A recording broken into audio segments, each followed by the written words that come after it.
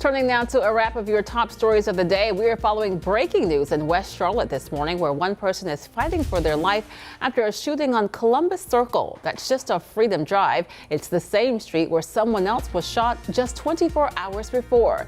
We're told this shooting happened at a different house. We are working to find out if there is any connection.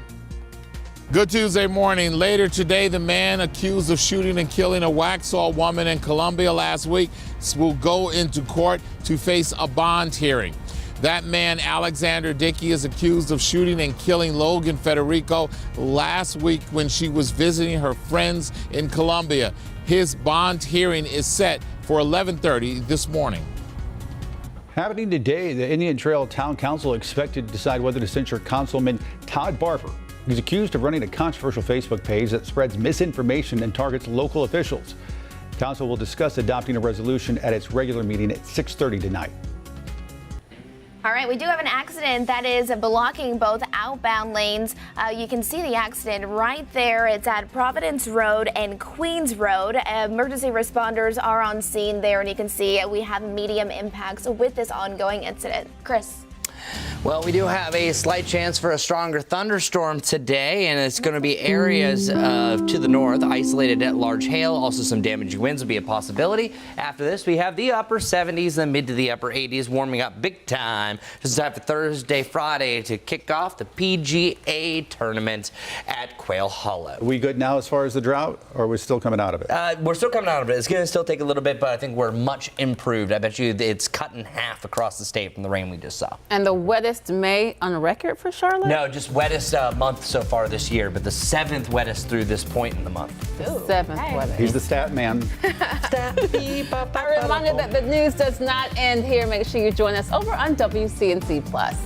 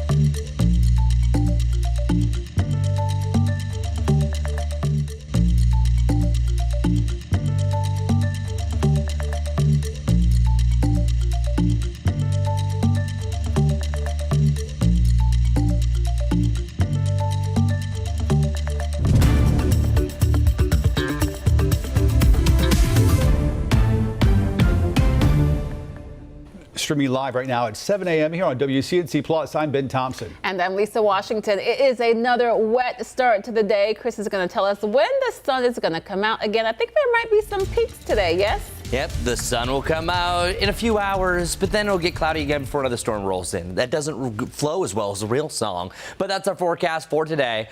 Flood watch ending today, and the reason why that's so vague is it depends on what county we're talking about. So let's zoom in. Burke, Caldwell, Alexander, and it looks like Avery County, all included under the Greenville-Spartanburg National Weather Service office. This ends at 8 a.m. However, Watauga and Avery, part of the Blacksburg, Virginia office, those aren't ending until 8 p.m. and you're also expecting a little bit more rain. Also, look at the staggering rain total around Boone. 4.6 inches of rain fell. Meanwhile, the rest of the area seeing anywhere from 3/4 of an inch to about 1.5 inches on average. And you can see our rainfall per hour yesterday. It pretty much rained the entirety of the morning.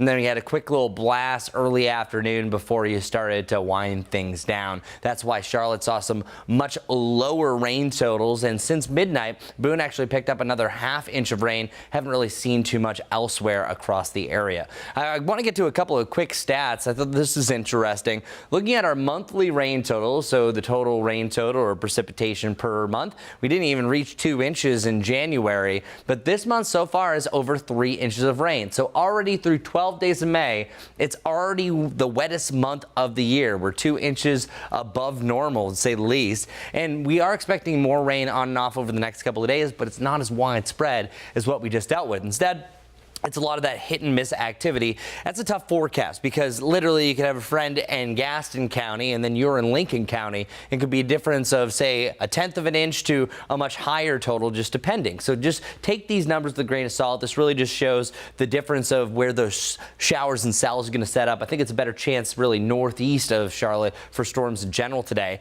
And we're already starting to see the atmosphere juiced up. So check out what I'm looking at. A few of these little green blips starting to pop up right around Greenville. This shows that we have this front that's going to start to lift things up. It'll move from the southwest over to the northeast. That's where we're going to have a general push of our showers and storms in general. This is because you have this little trough that's right over here that turns into a front. So here's what's going to happen. As that works its way off towards the north, pushing through this morning, that's going to give us an elevated risk for storms really northeast of Charlotte. Not saying Charlotte's not going to see a thunderstorm. I just think it's a little bit more likely the further north that you go. And this model is a little bit more aggressive for the amount of cells that we're going to see, but you notice that it's not really covering the map like what we saw yesterday. Could have a spotty shower and a leftover heading into tomorrow morning, and then we'll have another round into your Wednesday afternoon. As far as our severe weather risk breakdown, we actually had a tornado warning in the eastern side of the Carolinas. Don't think that's going to be the case for today. Instead, if any isolated cell pops up in the right environment, we do get that sunshine, you could have a quick burst or a quick severe thunderstorm warning by a day's end. So that's a quick look, just again, northwest of Charlotte, a low chance for a severe storm. Nothing weather alert status, but I would still say weather aware for those. Dew points come down a little bit tomorrow, but we're still in that humid range. This is pretty much what you expect through summer, except you'll have an occasional spike to around 70 plus for those dew points. Our rainfall chances scattered today, scattered tomorrow afternoon. Then after that, things get a little bit better. Our Guy Roofing 7-day forecast has a more tame forecast for the PGA at Quail Hollow. There is a chance for a pop-up shower storm each and every afternoon. That's what you expect. That's why this is more of a summertime pattern, how we feel, where temperatures are reaching, even close to 90 degrees on Friday. Don't think we're going to hit 90. I think we're going to miss it yet again because that cloud cover is going to kind of temper our warmer expectations, but still a lot soupier, a lot warmer to end the week, but at least we don't have that widespread rain. Again, stay weather aware today and enjoy. Hopefully our morning commute is behaving. I know just the person to ask how it's looking. All right, let's take a look at that because we do have a few accidents that are really slowing things down this morning. Let's start with this. This is really going to be an issue. We now have a live picture, an injury accident, Queens Road at Providence Road, blocking both outbound lanes. So you can see what's going on there. Emergency responders are on scene, and you can see it is slowing down traffic just a bit. And then as we head to the north just a bit, we have a lot of red now popping up on I-77. Northbound lanes are impacted by this. The middle lanes were just recently blocked, but as we switch it over to our live traffic map, you can see improvements are there. So it seems like there could be a little congestion, but at this point, traffic is now able to move. All All right, if you are heading to the PGA Championship, of course, lots of festivities are really starting to go. Glen Eagles Road between Park Road and Quail Hollow Road will be restricted to pass holder traffic only. You can see that purple just indicating that that is currently congested and backed up and actually closed for that one. Congestion all around it. And then today, Shakira is coming to Charlotte. You'll notice a lot of traffic around the Bank of America Stadium. We're starting to see those slowdowns and those closures at 9 a.m. And then this is going to be closed all the way until 11:30 tonight. Around 45,000 participants are expected. Ben. Majestic, thanks. 7:05 right now on WCNC Plus and happening today. The man accused of killing a Waxhaw college student expected to appear in court. Alexander Dicki accused of shooting Logan Federico while she was visiting friends down in Columbia. WCNC Charlotte's Richard Devane now live with a closer look at some of those charges. And Richard, we've learned Dicki is no stranger to the courtroom. That's correct, Ben. Good morning to you. Good Tuesday morning, everyone. Dicki already has charges and faces charges. Police called him a repeat offender. Some of those charges that he's had in the past include assault. Now, this is the person that we're talking about. 30-year-old Alexander Dicki, who has a history of criminal offenses. He's today scheduled for a court appearance for a bond hearing in Columbia. He faces multiple charges, including first-degree murder. This following the death of 22-year-old Logan Federico. Police say Federico was shot and killed when she was coming from her friends, visiting her friend's house at the weekend in Columbia, last weekend in Columbia. They say that Dicki is the one who shot and killed her after he burglarized 2 homes, shooting her when she was in the second home that he had burglarized. Dicki also faces other charges, including burglary, weapons possession, arson, and larceny. While those who know and love Federico remember her as a vibrant, caring individual dedicated to becoming a teacher, working 2 jobs in order to do this, her father, Stephen, says he's dealing with the terrible pain and suffering of losing a child so young to senseless violence. I'm officially the father of a murdered child. I'm going to figure out how to make kids safer at colleges and campuses and frat houses and stuff.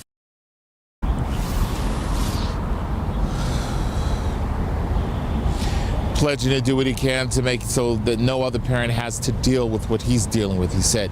Right now we can tell you that his bond hearing is scheduled for 11:30 today in Columbia. We'll let you know what happens in that bond hearing. We're right here in South Carolina. Richard Devane, we'll send it back to you. And Richard, we know that the suspect's arrest came after what police are calling a multi-county shopping spree with some stolen cards. Do you know how the investigators were able to track him down so quickly? Well, for one thing, he was a repeat offender. For another thing, they already had information when he was using those cards. They were pinging because the people the first house that he went to, those cards were actually stolen for when they were reported.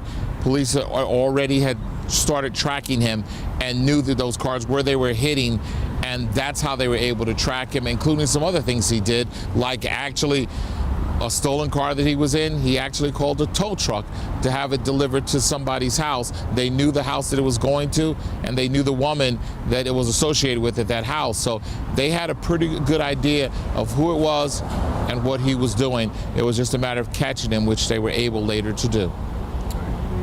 Richard Devane reporting live for us there in South Carolina. Richard, thank you. 7:08 right now. The Charlotte City Council vowing to do things differently this morning after its first meeting since the corruption allegations that came to light recently. The claims follow an alleged settlement with CMPT Chief Johnny Jennings after a heated text exchange with former Councilman Tark Bakari.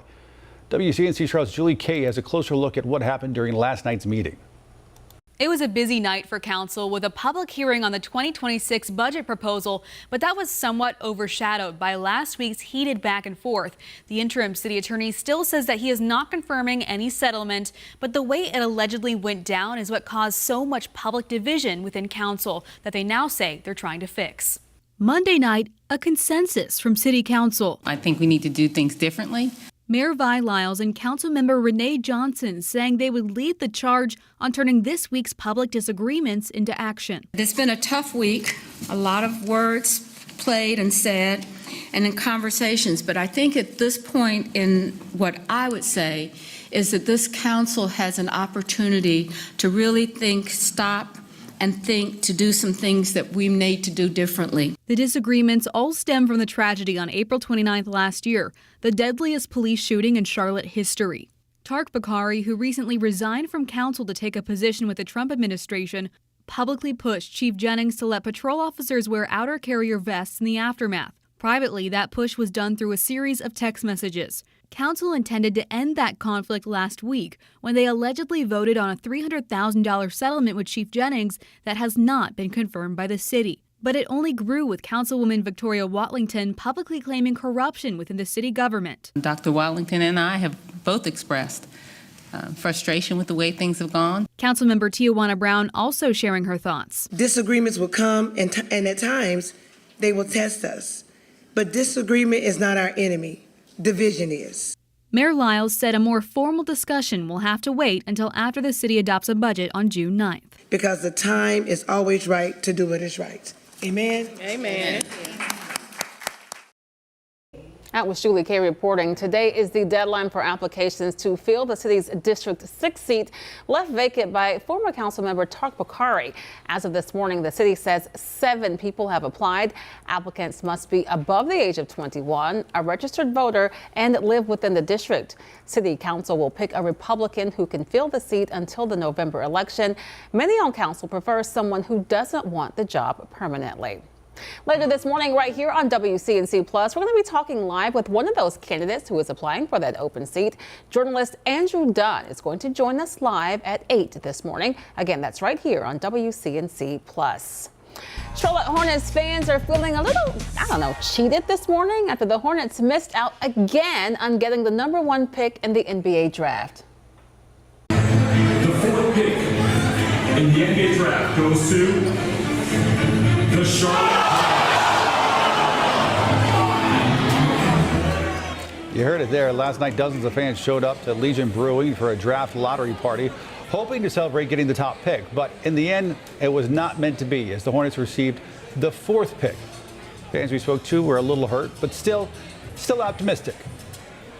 A disappointment. We got so close to jump Utah, to jump Washington, and then to be jumped by Dallas just really hurts after all they've done. Of course, yeah, gutted that we didn't get the #1 spot, but still, I don't want to take away anything from the 4th pick. Of course, still excited for whoever's going to come to the team, but yeah, still kind of, sad deep inside that we didn't get the 1st pick. But again, don't want to take anything from the 4th pick. Excited for him. I mean, it's disappointing, but the past is in the past. We got to look past it. We still got hope for the future. We got Brandon Miller, LaMelo Ball. We got good players. We just got to move on from this, get the great player in the #4 spot, and move on.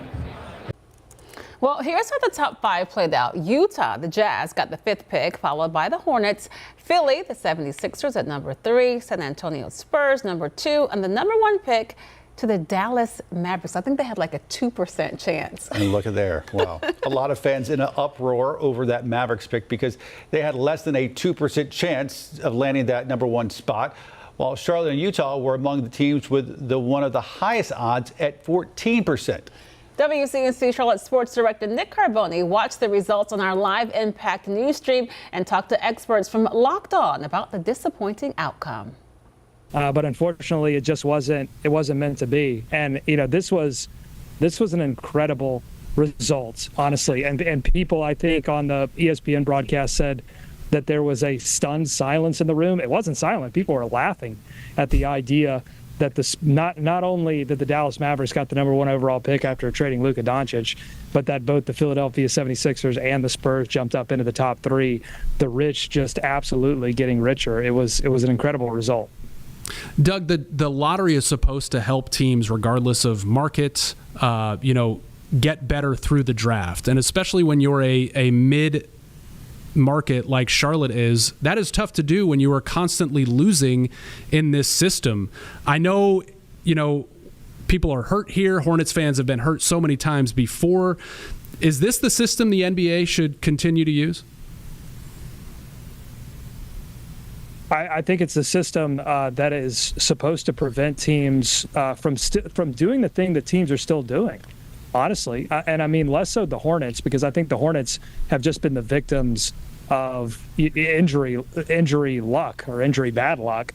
But certainly, I mean, teams like the Jazz and the Wizards who fell below the Charlotte Hornets, those are teams that were actively losing in order to increase their odds. So, I mean, I think the system is working as intended. And obviously, getting Cooper Flagg would have accelerated things.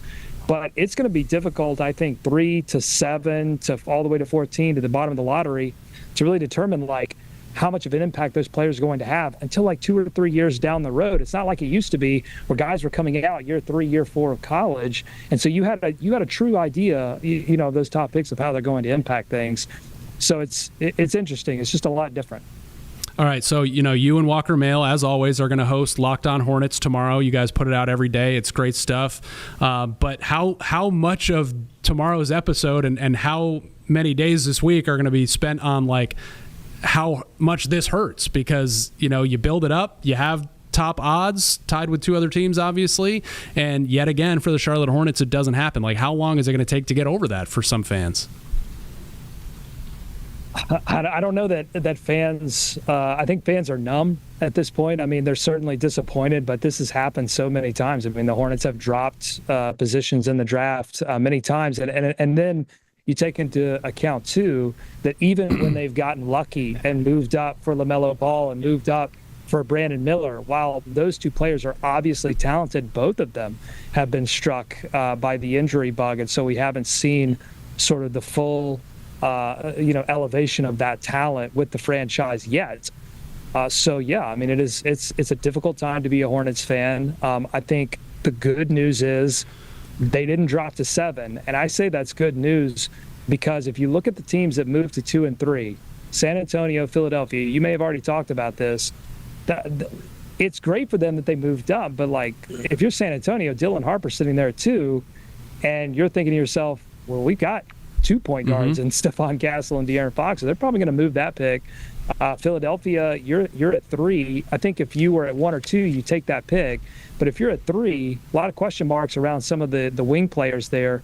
Maybe they decide to trade out and add some veteran talent alongside Joel Embiid and Paul George, who they have a lot of sunk cost in already. So, you know, I'm going to speak. I think, you know, Walker and I will speak to the pain tomorrow. There's obvious pain.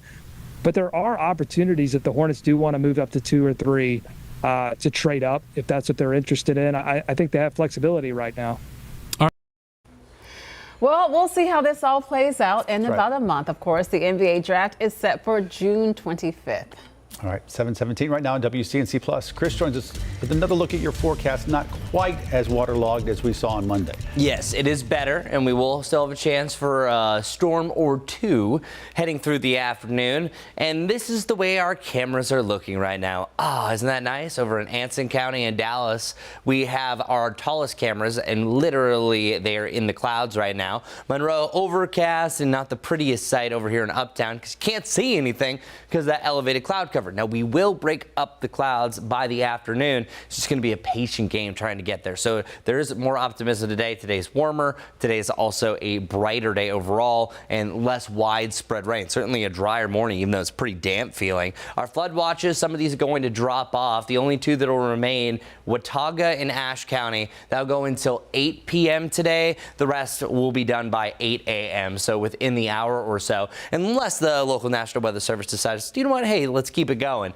Check out this complex setup. We have a couple of troughs. These are just areas of low pressure. Realistically, these are fronts that aren't really moving, that are about to shift their gear off towards the north and east. But we're already starting to see a little bit of moisture fuel on this line. It's this line here that's going to push us way further off towards the north and east. Seeing some thunder and lightning associated with this one as well. Meanwhile, the widespread rain that we saw yesterday is more prevalent in the eastern side of the Carolinas, which is actually great news because all of us are getting rain across a very drought-stricken Carolinas. So it looks like all of us are sharing the wealth as far as that rainfall goes. Let's talk about our severe potential. This is extremely low.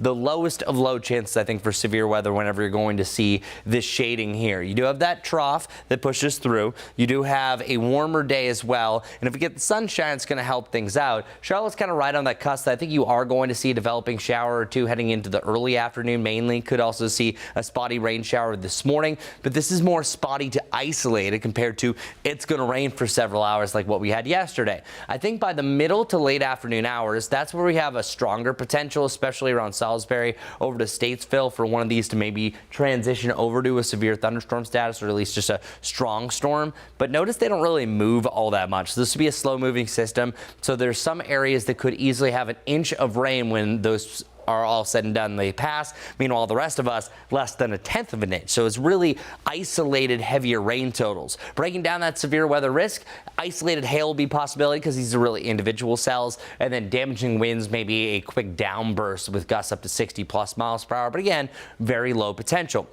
Our futurecast also showing by the evening that it depends where you are. This one's showing that we have a thunderstorm through Salisbury. That's that inch and a half that could fall quickly.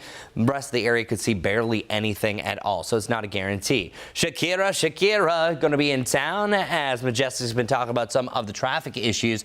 Check it out. We do have the slightest chance of maybe a light rain shower, but hopefully that's not going to be really a big issue as we go forward. So howl like a she-wolf. We continue to see that those rain chances will pick up again by tomorrow. We'll have some scattered rain in the morning, chance for a pop-up thunderstorm during the afternoon with highs in the mid to the upper 70s. And then here's what that looks like, seeing some scattered rain in the first part of the day. Isolated thunderstorms just like today for the afternoon. And then we actually head into a slightly drier pattern. You can see that our daytime and our nighttime rain chances, they're still there. They're still isolated through the weekend, but it's not as bad. So let's take a look at your Guy Roofing 7-day forecast one more time. There's the pinnacle. The top at the top, the warmest day is going to be Friday, near 90 degrees before we start to level out to either side of 80 degrees to complete the weekend, back to the mid 80s on a dry day next Monday. So next Monday, a much better Monday to come. Majestic, how is it looking? You're getting pretty busy over there. Definitely, and if you're going to be around the Bank of America Stadium, you'll start to see those road closures beginning today at 9 o'clock this morning. It'll continue through 11 p.m. tonight.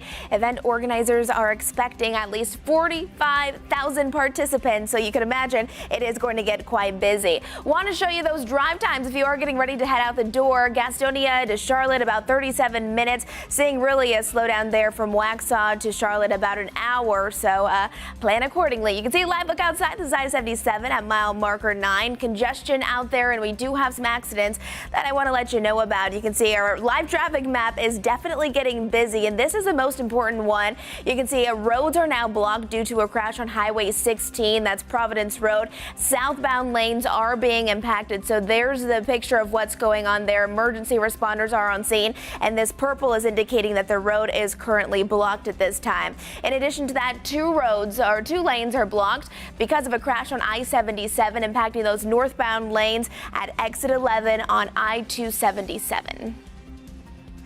Time for a Tuesday morning tail wagger along with their friends at Animal Care and Control. Today's tail wagger, he's looking for a fur home, definitely doing that. His name is Tucker. Tucker is a big guy, weighs about 55 pounds. He's 11 months old. Believe it or not, when this guy was brought in, he was totally emaciated, but is now ready for a forever home. Probably better with a home with kids over 12. Gets along with other dogs, even gets along with cats.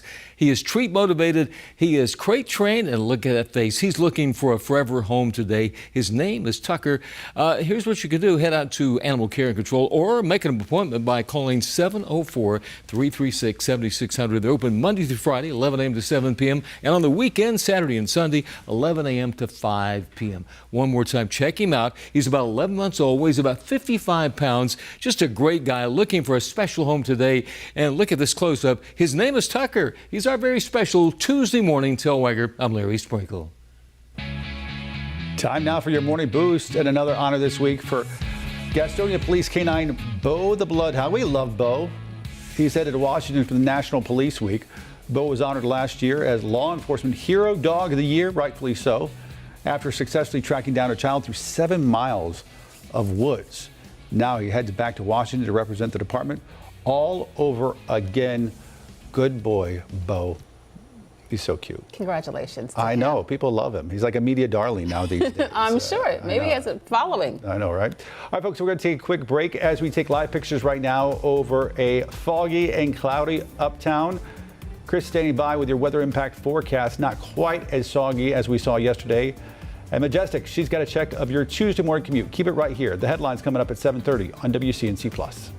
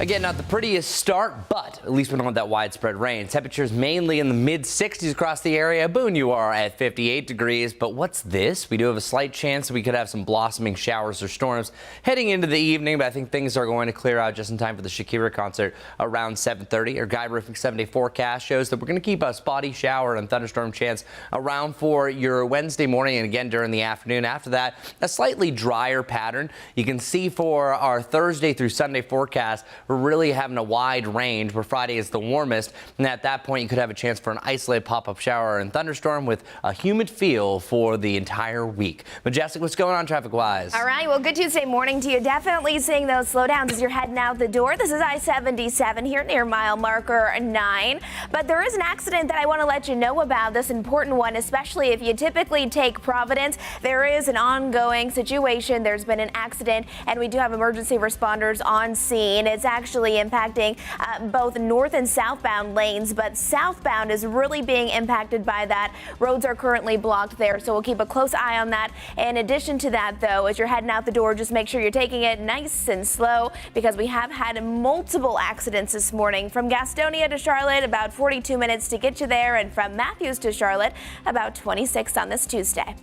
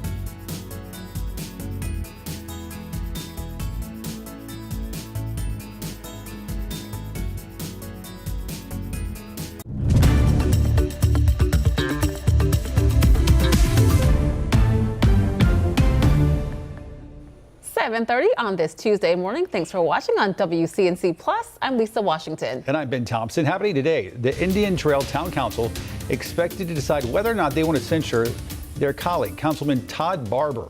He is accused of running a controversial Facebook page that spreads misinformation and targets local officials. WCNC Charlotte's Destiny Richards is live this morning. Now, Destiny, Barber claims that it is his wife who runs this account.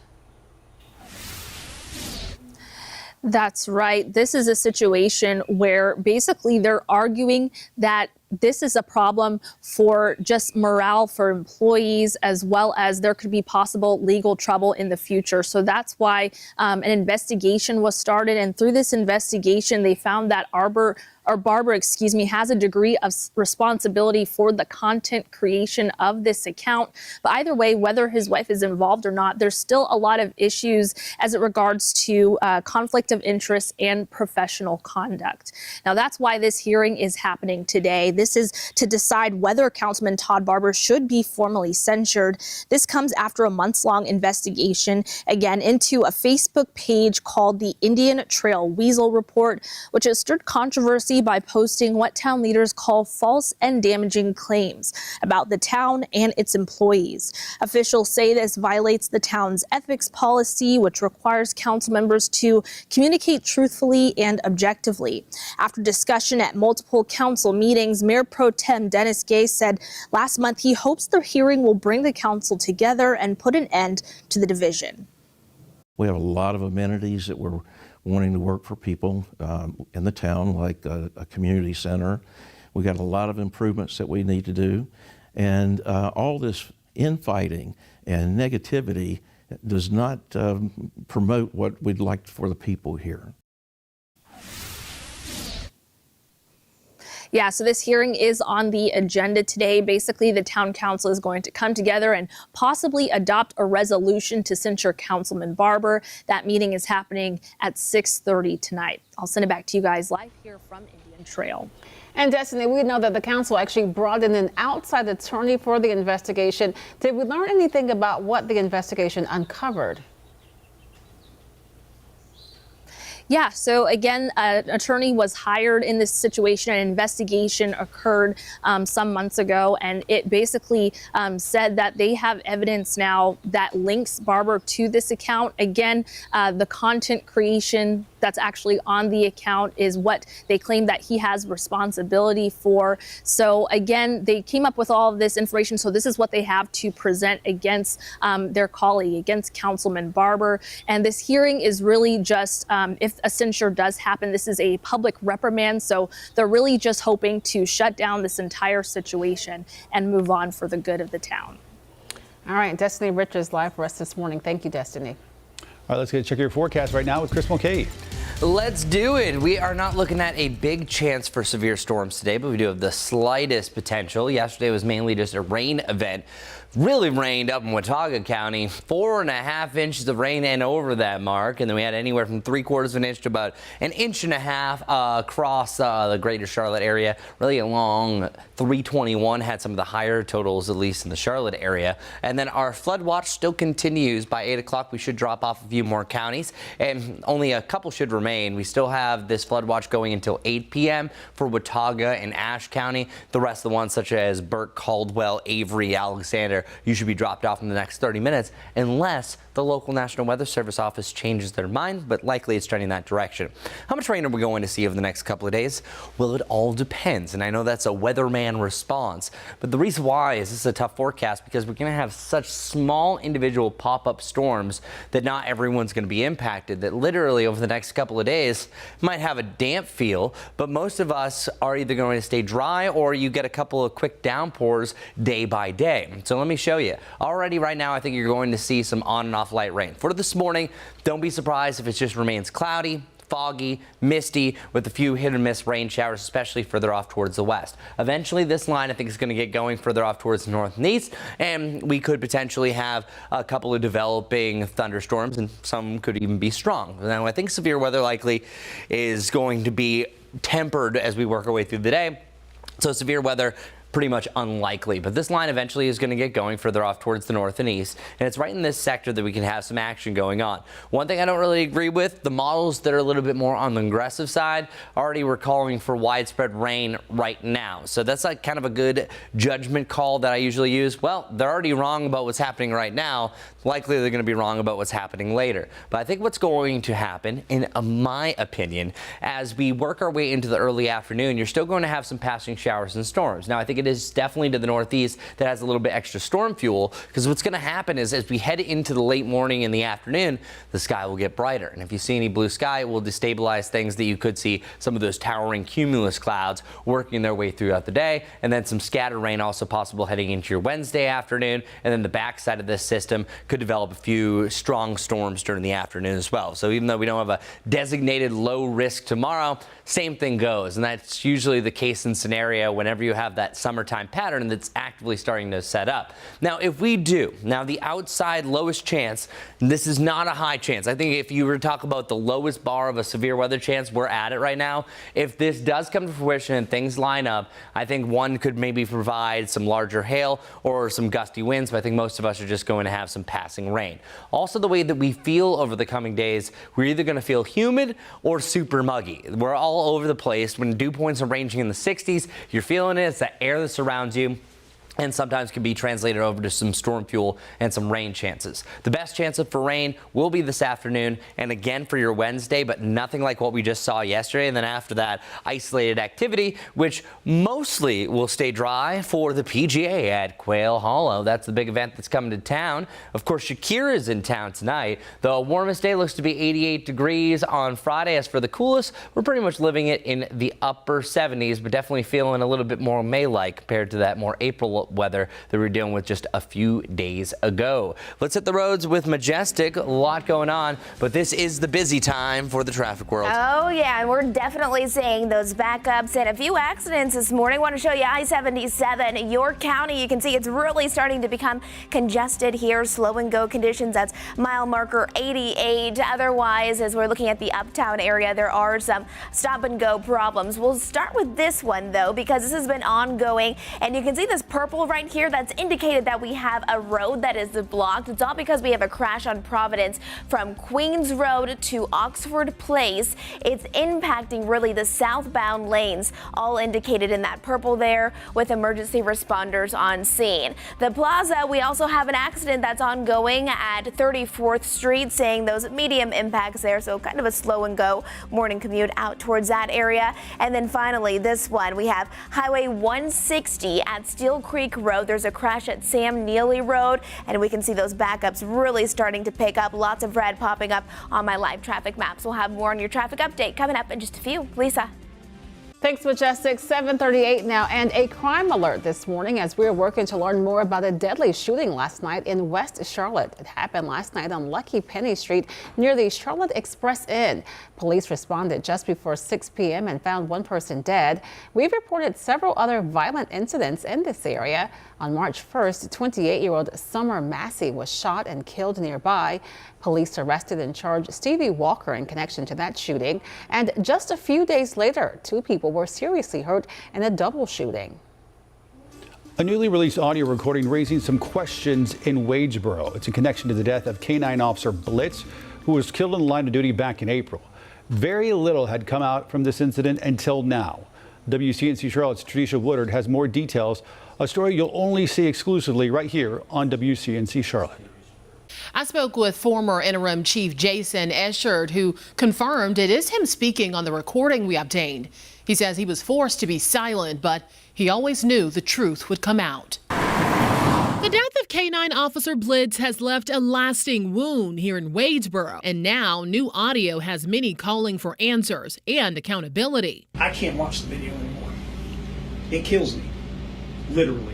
I have cried. That voice belonging to now former interim Wadesboro Police Chief Jason Eschard. The Wadesboro Police Department originally stated Blitz was killed during a suspect apprehension, but in the recording, Eschard is acknowledging deeper failures within the department. I spoke to that other officer.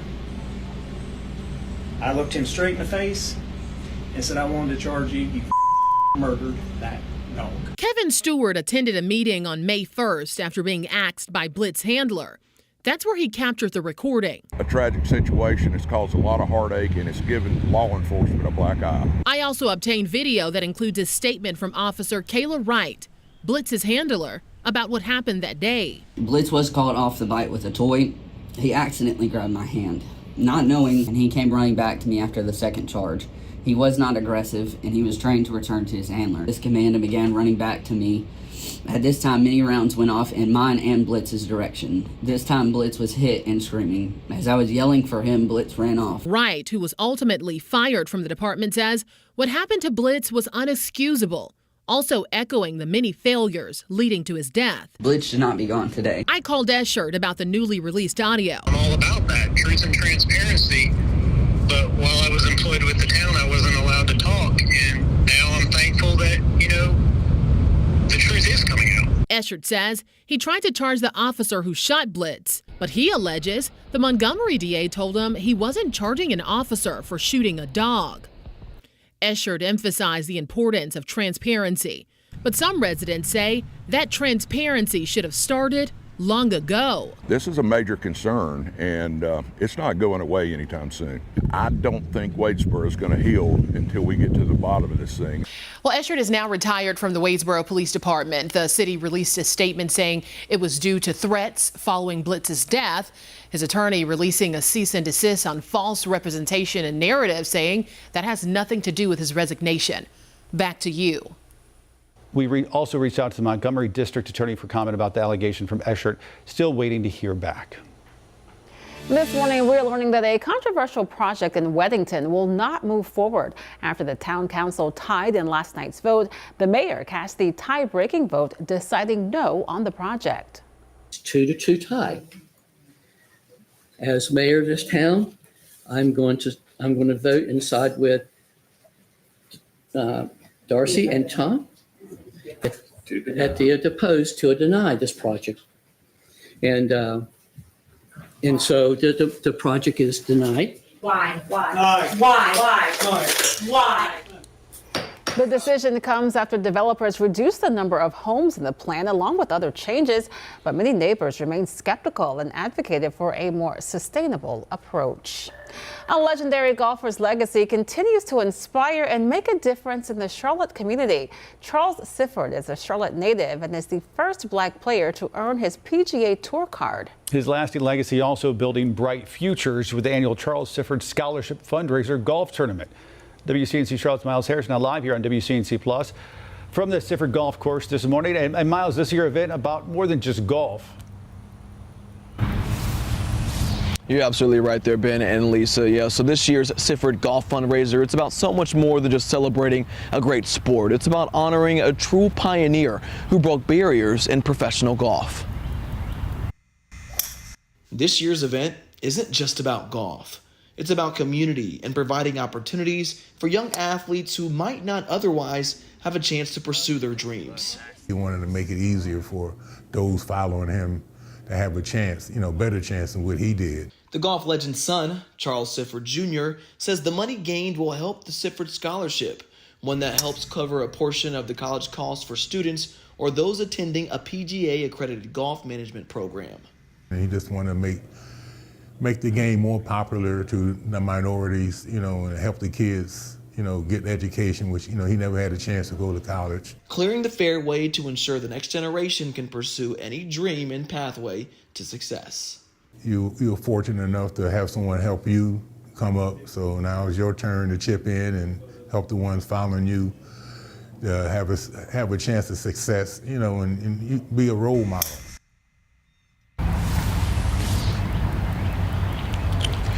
This event honors a true opportunity to tie in that community support along with honoring a true pioneer. And good news, the sun's starting to come out here, guys. So first tee is actually set to kick off here at about 8:30 with golfers actually starting to make their way out here right now. But looks like they're actually going to be able to hold this event going on today. Ben and Lisa. And Miles, do we know how many students have already been benefited from the scholarship? Yeah, so when I talked to Charles Sifford Jr. about the fundraiser and the scholarship that it goes towards, so they've in the past have been able to kind of make sure that those funds go towards about 10 to 12 students. That's the same case that it's going to be for the funds that are gathered from this event. And so as far as the registration for that fundraiser and for the scholarship, I should say, that actually ended about a week ago. But again, they're looking to kind of hold the funds for the scholarship to about 10 to 12 students. And that'll actually go again as far as the registration for the next year opportunity for that next February. Guys. Miles Harris. Sure, that's a tremendous help. It really is. Miles, thank you, sir. Appreciate it. And Christian said it looks like things might hold off and they might be able to tee off on time at 8:30. Yeah, looking good, but I'm just letting you know those are going to be some wet greens, and we could have a rain shower a little bit later on, but check out our rain totals that we've seen so far over the last 48 hours. Over 5 inches of rain falling around Boone, and then seeing close to about 2 inches around Morganton.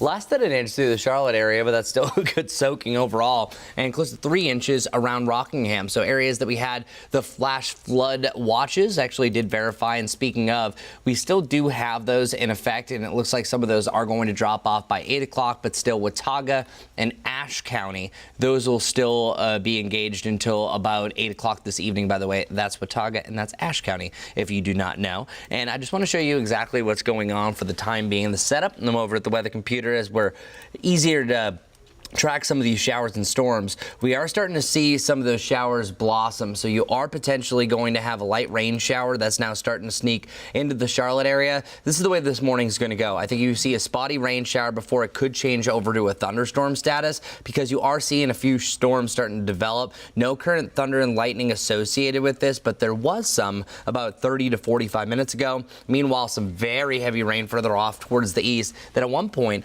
was popping up a tornado warning. Speaking of, we do have a low chance for severe storms. However, I don't think they're going to be super widespread. Instead, I think it's really early to mid-afternoon. That's where we have our thunderstorm potential, because I think we're going to see a little bit of sunshine. And as that sunshine starts to blossom, it'll destabilize the atmosphere, and then we'll have those pop-up showers and storms as we work our way through the afternoon, especially the further north that you go. And if you look at our Dallas camera, and it'll take a second to load, you can actually see a little bit of blue sky up above. But what you're looking at is this deck of clouds is that burning low deck of stratus clouds that oftentimes, if it drops to the surface, turns to fog. So fog's just a ground cloud. This will continue to rise up as we heat up the atmosphere. So at one point, and we might even see it by the end of our WCNC Plus stream, our head's literally going to be in the clouds. And at that point, once that burns off, that'll allow for a little bit of sunshine.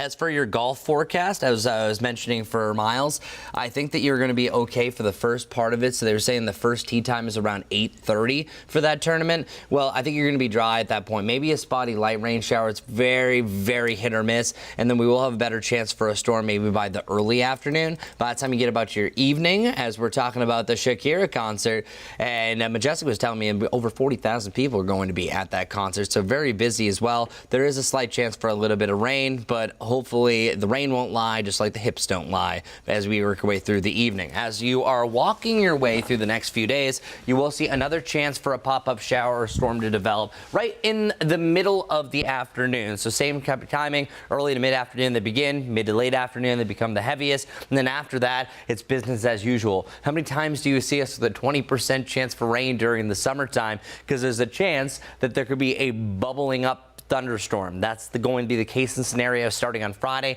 not so much on Thursday, because it really starts to feel a whole lot more summer-like, the way that we feel as far as that mugginess goes, but this in general because of that heat and that right environment. So for the PGA Tour, here in Charlotte, Quail Hollow, I think that you will have a chance for a blossoming storm. I think Saturday is the best chance if I were to choose a day, but that shouldn't last long. Nothing widespread like what we just went through. Really, our best chance for rain are this afternoon and tomorrow afternoon. After that, we'll try to challenge 90 degrees. If we are under more of a cloudier sky, the way it's looking, that's not going to be the case. And then we'll be cooling down behind a weak front that moves through on Sunday before we're ramping back up through the middle 80s through the middle of next week. So that's forecast, everything you need to know. Now, Majestic has everything you need to know about your morning commute. All right, well, good morning. We are definitely seeing lots of slowdowns out there. Look at this traffic map. We have multiple accidents that are ongoing, but we do actually have a crash at I-77 northbound at Sunset Road. So impacting those northbound lanes on I-77 there. This is actually a look at that. Our camera's just freezing a little bit, but you can see emergency responders are on scene, but off to the side. So traffic is still able to get around it. It might just take you a little longer to get to where you need to be. Another road is blocked because there's a crash at Providence from Queens Road to Oxford Place. Southbound lanes are impacted, and you can see purple indicating that road is currently blocked, and again, southbound lanes being impacted by that. The Plaza Midwood area, you have an ongoing accident on the Plaza, a crash at 34th Street, seeing medium to slow impacts there. And then just off to the west, still tracking this one very carefully for you. It's Highway 160, Still Creek Road. There's a crash at Sam Neely Road, so look at that back up. Lots of red extending for miles, so very slow and go for your Tuesday morning commute. The last one I want to highlight is this. It's a crash on Westinghouse Boulevard at Granite Street, where we have definitely slow and go conditions as you are heading out the door for your Tuesday morning commute. May is Mental Health Awareness Month, started back in 1949 by Mental Health America. For more than 70 years, the organization has been leading the charge for awareness and support for those struggling with mental health. I recently spoke with the organization's president and CEO to discuss mental health concerns in the U.S. Mental health is an issue that affects everyone. With the demands of home and work or school, coupled with taking care of one's own needs, it can be easy to feel overwhelmed. Data from Mental Health America shows in 2024, nearly 60 million American adults experienced a mental illness, and 1 in 5 youth had at least one major depressive episode. We know that there's been an epidemic of loneliness and despair. We know that suicide is now a leading cause of death for youth. It's also the case that there are pressures in the world right now, certainly since the pandemic, for instance, or other pressures, economic pressures and things that people are feeling in the environment around them, which are affecting mental health. So you kind of put all these things together.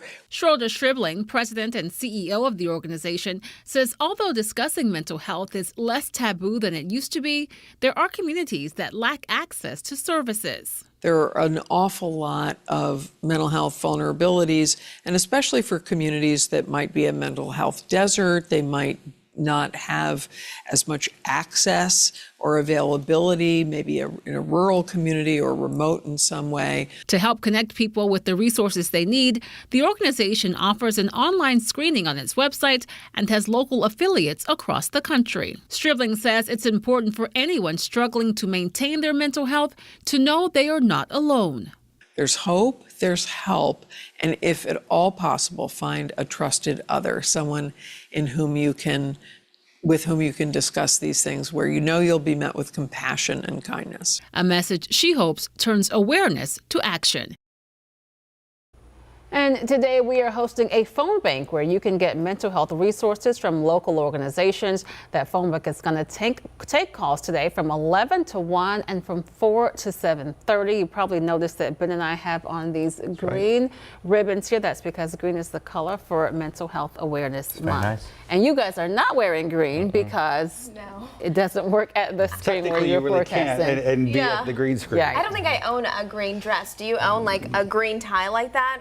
I own a green dress, but not a green tie. Oh, so, okay. Yeah.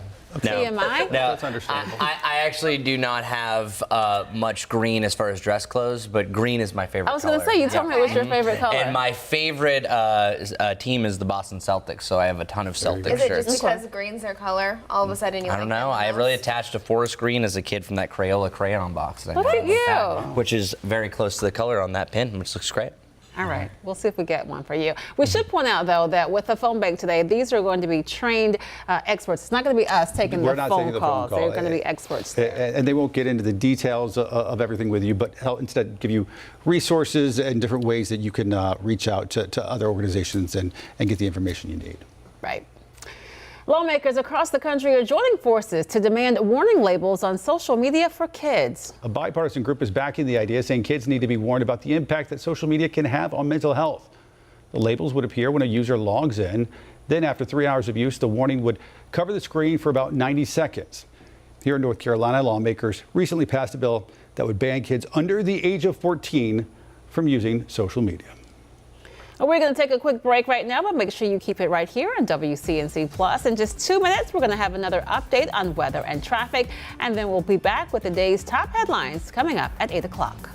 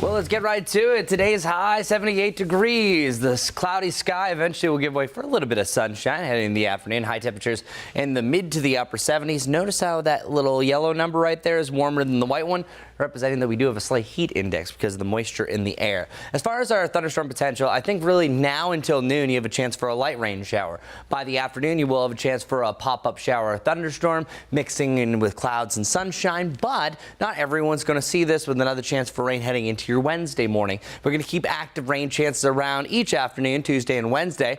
Technically an isolated storm chance Friday, Saturday, and Sunday, as the PGA at Quail Hollow is going to be in town. The warmest day Friday, near 90 degrees. Majestic, give us the full report on traffic. All right, well, we're seeing those slowdowns really picking up this morning. One that you'll want to know about is right here, especially if you travel through the Providence area. This is where we do have a lane that is blocked. It's from Queens Road to Oxford Place. Southbound lanes are being impacted. You can see all that purple popping up there on Highway 16. In addition to that, the Plaza Midwood area, good morning to you guys. We have an ongoing accident at 34th Street that is creating some slow-moving conditions this morning.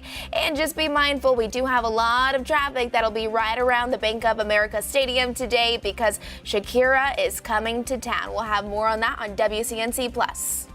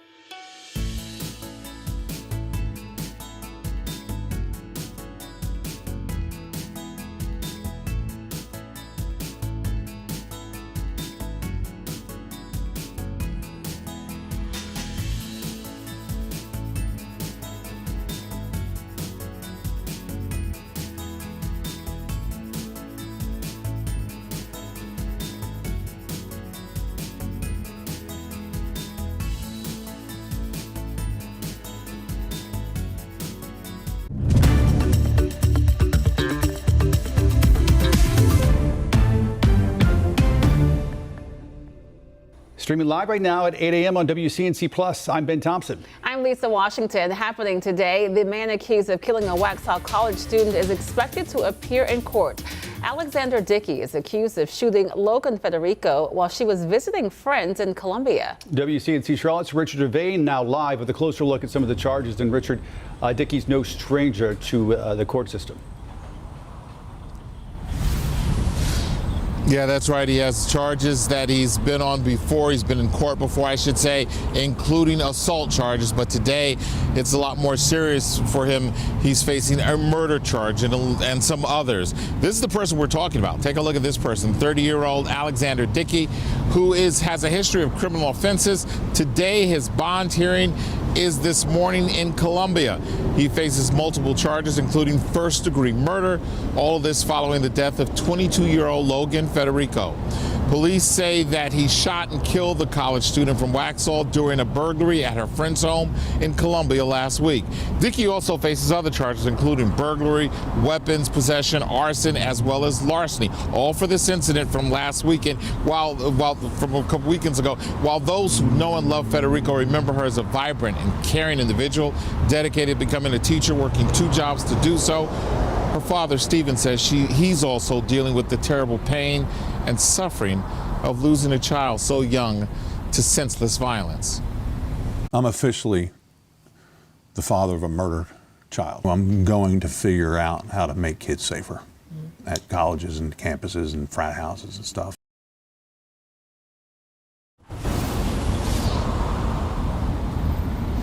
At this time, we can tell you that bond hearing for that suspect is now set for 11:30. Of course, we'll have details of what happens in court, and we'll bring them to you on all of our social platforms. We're right here in South Carolina. Richard Devane, guys, we'll send it back to you.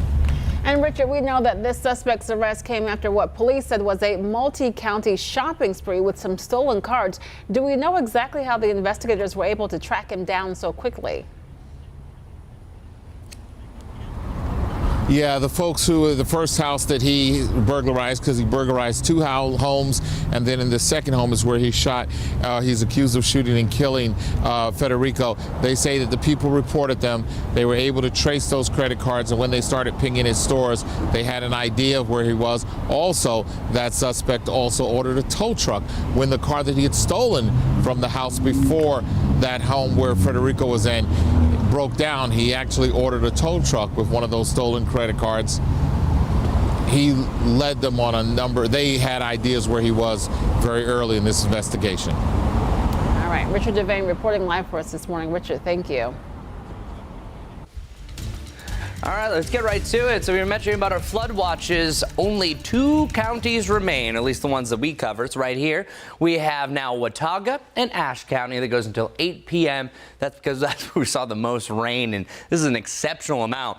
So this is different from the values I was showing you earlier. I was showing you just yesterday's totals alone, but over the last 48 hours, that was factoring in yesterday and the day before, over 5 inches, nearly 6 inches of rain around Boone. Rockingham actually saw close to 5 inches, Chesterfield close to 4.5, and then down the list, Cherville saw around 3 inches of rain. So a lot fell, and that's the reason why we had our eastern zones and our western zones under a flood watch. But meanwhile, Charlotte didn't see as much because Charlotte hasn't even received an inch over the last couple of days, but still some much needed rain.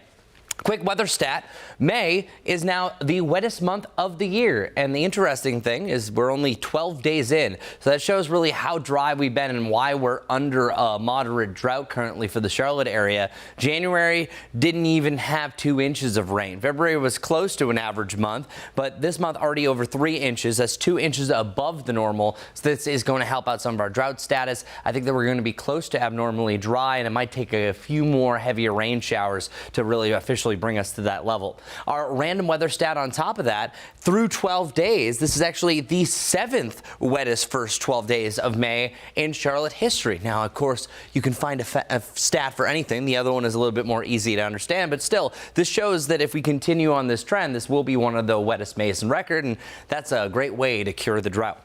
here's one of the things that I showed during WCNC. The rain chances are trending down, but our highs are trending up. And then tomorrow they'll be very similar high temperature wise before we start to jump back into the 80s, even close to 90 degrees. But the current now is showing some rain and some darker clouds. So I think it's really now until noon, you're going to have a chance for a blossoming shower. But I'm keeping an eye on this one. Our models aren't picking up on this rain right now. So if you are watching anywhere from Burke County over to Cleveland County, you're going to have another quick burst of anywhere from moderate to heavy rain that's going to continue to push its way further off towards the north and east. I think we'll start to fill in the gaps before we will have another chance for a thunderstorm a little bit later on today. That's going to be right here along this line as this front is settling its way further off towards the north and east. You can see it going bloop, bloop. That'll push its way to the north, and then after that, in the back side of that, you could see some showers and storms develop through the middle of the afternoon. There is a technical severe weather risk, but I think that severe weather is going to be very unlikely. I think the one scenario here is if we clear out the clouds sooner than later, so we would need to see that sunshine by the late afternoon, and it's mainly from Charlotte areas north that has the best potential. So I think Iredell, I'm seeing Rowan County on a few of those models that you have the better chance for maybe some isolated large hail and some damaging winds. But if I were to choose the lowest of low chances for a severe weather, this is it. So this is really on the cusp between a general thunderstorm and maybe we see an isolated severe thunderstorm warning. So just be advised and still stay weather aware.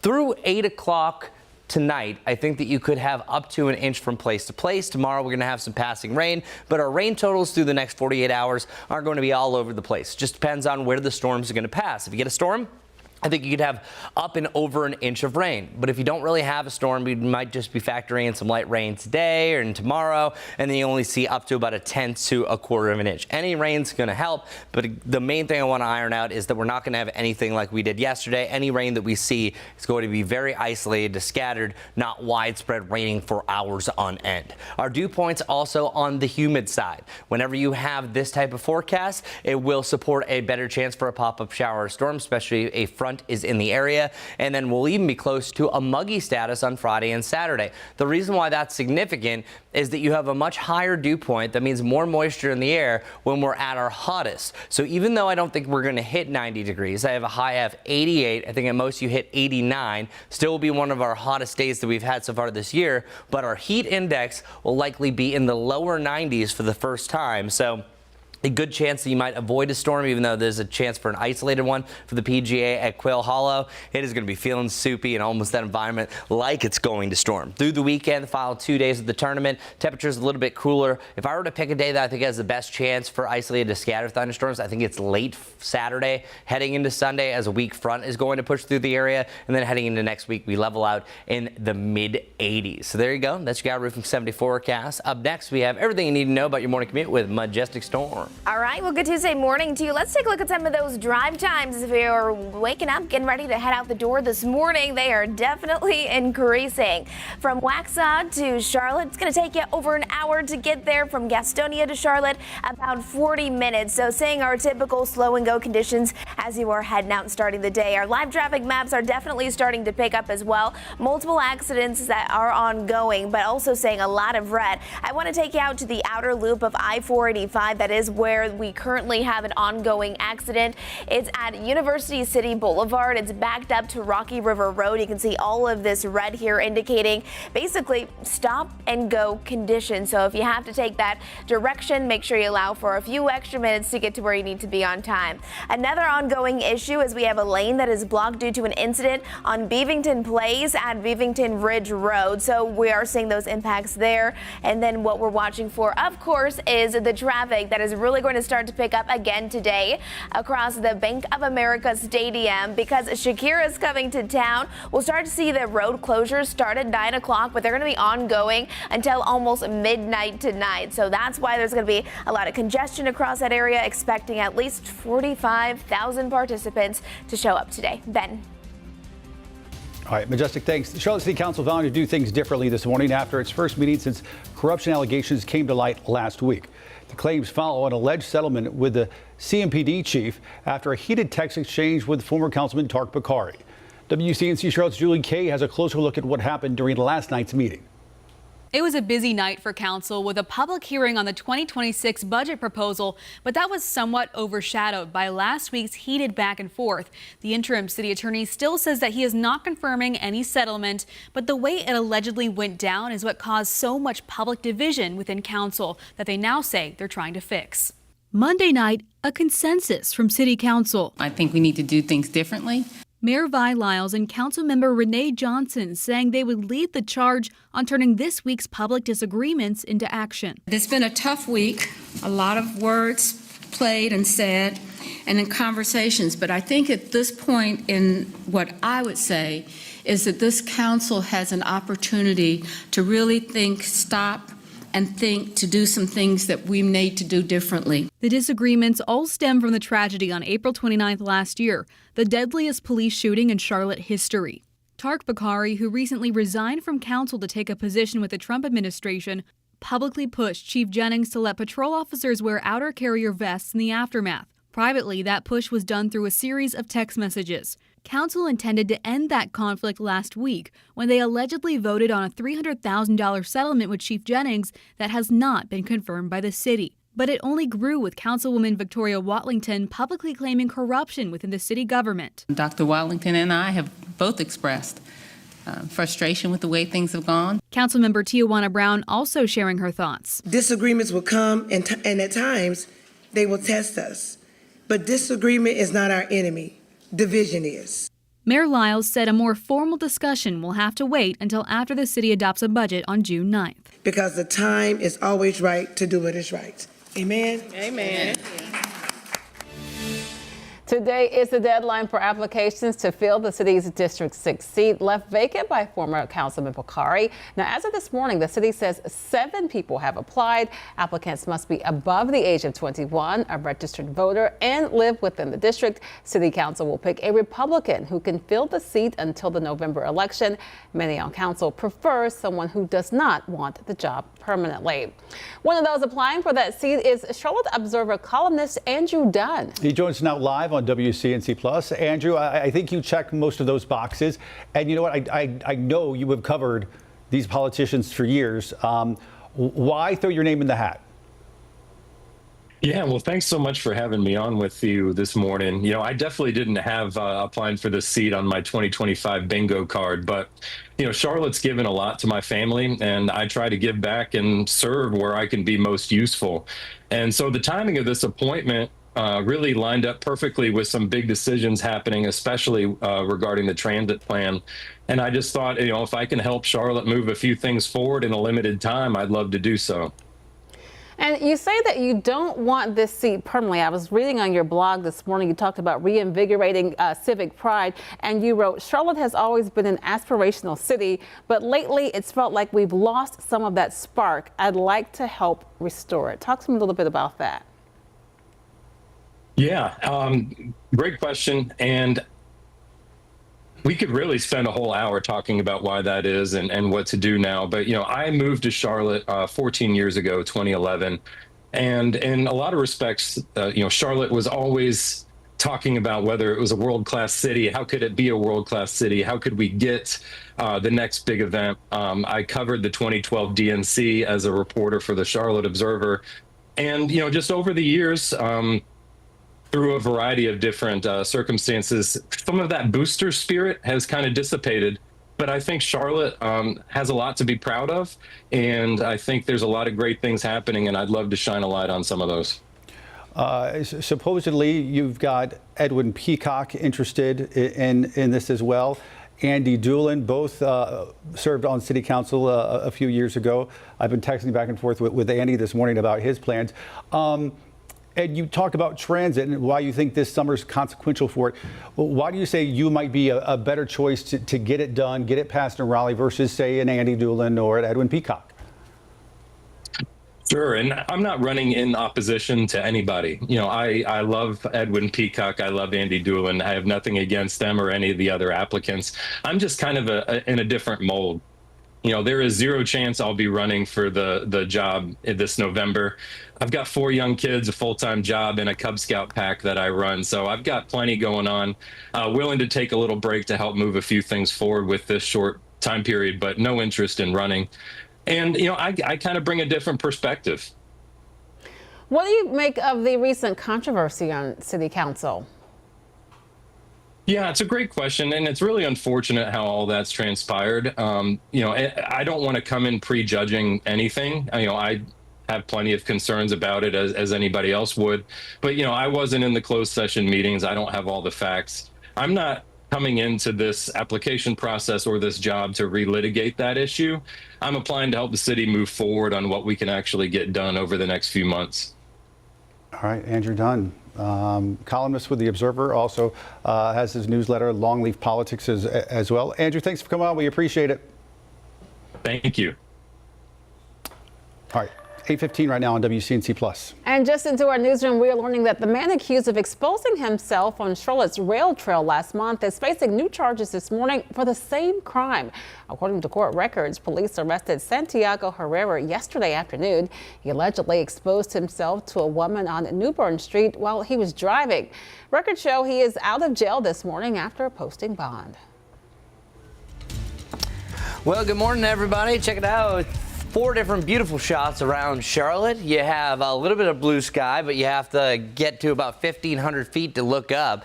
And that's really a case and testament about what we're going to see going forward. Meanwhile, you can see those low-hanging clouds over here around Anson County. Up here in Uptown, really the tops of the skyscrapers in the clouds. A little bit better here in Monroe, but now we're heading into an environment that you could have a hit-or-miss rain shower for the next few hours and then a chance for thunderstorms later in the afternoon. So it's not a perfect day, but it's a better day than what we had yesterday. Yesterday, pretty much every hour had rain in the morning, and then we had some breaks in the afternoon. Now we, I think, have more dry hours than wet ones going forward. Only 2 counties remain under our flood watch. That's going to be Watauga and Ashe County, and Wilkes County also included, but we're just outside of our viewing area. That goes until 8 p.m. tonight. Here's the current setup. We actually have a front that's pushing through the area, and it's going to be the back side of this low pressure system that's going to be dragging in some moisture and popping up some showers and storms, especially a little bit later on in the day. So a closer look at that developing rain. This will continue to work its way further off towards the north and east, really gliding along I-85 initially before swinging up into Cleveland County. So if you're watching from Cleveland and Burke County, you can expect an uptick in the rain over the next 30 minutes to 60 minutes. First, it'll hit Burke County, and then this little shower around Spartanburg. You can expect the southern part of Cleveland County to see that in the next 30 to 45 minutes. Close look off towards the east, widespread rain. This is kind of what our map looked like yesterday, a little bit closer to home. This is good news because all of us need rain across the area, especially the southeastern side of North Carolina per that drought status, but there's some flooding rains possible over there. Meanwhile, we have on our futurecast, this map shows a chance for thunderstorms in the dark blue. Anything in the yellow, technically a chance for severe storms. Now, I think severe weather is very unlikely for most of us today, but since the Storm Prediction Center did put us under this, I will still mention it, that we will have a chance for that isolated shower or storm really starting to blossom. I would say in the middle of the afternoon is your best potential. Charlotte, if you do see storms, I think it's really early to mid-afternoon composed to the mid to the late afternoons the further north that you go, and a little bit more rain expected in the North Carolina mountains where we've had a majority of that rain so far across the last 72 hours or so. Now, our severe weather risks, if we do come to fruition again, and I think it's very, very low, an isolated storm per chance could bring up some larger hail and then also some damaging winds. How much rain are we going to see? It all depends where those thunderstorms are going to set up. Some of them see us, some of us don't. This model right here shows up to 7 p.m. that Charlotte barely sees anything. Meanwhile, you have a couple of storms setting up right around Salisbury and Statesville. So it's tough to pin down where these are going to be. Just letting you know that's kind of the map. I think most of us will stay dry for the better part of the afternoon. Shakira in town. We also have Wyclef Jean that's going to be there as well. And then whenever you're going to arrive, you're looking at, I think, a drier forecast by the end of the afternoon. Whatever you're going to do, you're going to see a hit or miss rain shower, but hopefully everything is going to be staying dry through that concert. Our forecast by tomorrow, we're looking at scattered rain showers for the morning. By the afternoon, mix of cloud and sunshine again, mid to the upper 70s with perchance another passing shower and or storm. Our extended forecast still showing that our temperatures will jump to around 90 degrees come come Friday. Heading through the weekend to complete the PGA at Quail Hollow. I think we have decent conditions. We're just into more of a summer-like pattern, so that will pop up an isolated storm or two per day, but I think most of it is going to stay dry.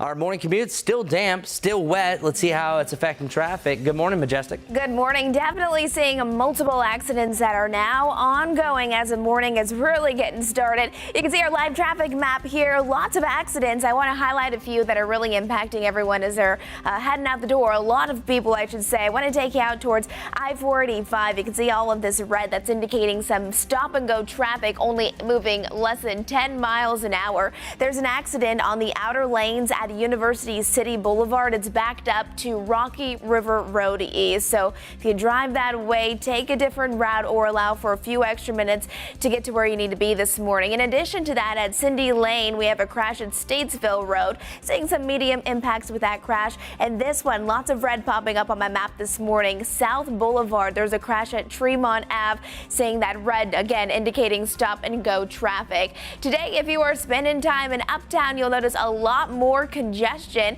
Roads are going to be blocked at Bank of America Stadium starting at 9 o'clock this morning. It'll stay ongoing through 11:30 because Shakira is coming into town and we're expecting at least 45,000 people to be heading to the stadium today for the event. 8:21 now, time to connect the dots. When we make the news, it makes sense. If you feel like grocery prices are stuck at higher levels, you are not imagining things. Egg prices are finally starting to fall after peaking at more than $6 a dozen this spring. Let's connect the dots. The latest numbers show prices averaging around $5.45 a dozen. Experts say many shoppers are now simply used to paying more. It's not just eggs. Prices are up for essentials like chicken and beef, and many shoppers expect to spend more on groceries this summer. Experts say tariffs are playing a big role. Trade disputes are pushing up prices on imported goods, and that's showing up in grocery aisles. Farmers warn that ongoing trade wars could actually push prices down in some areas, like pork and dairy, if exports slow and the U.S. keeps more supply at home.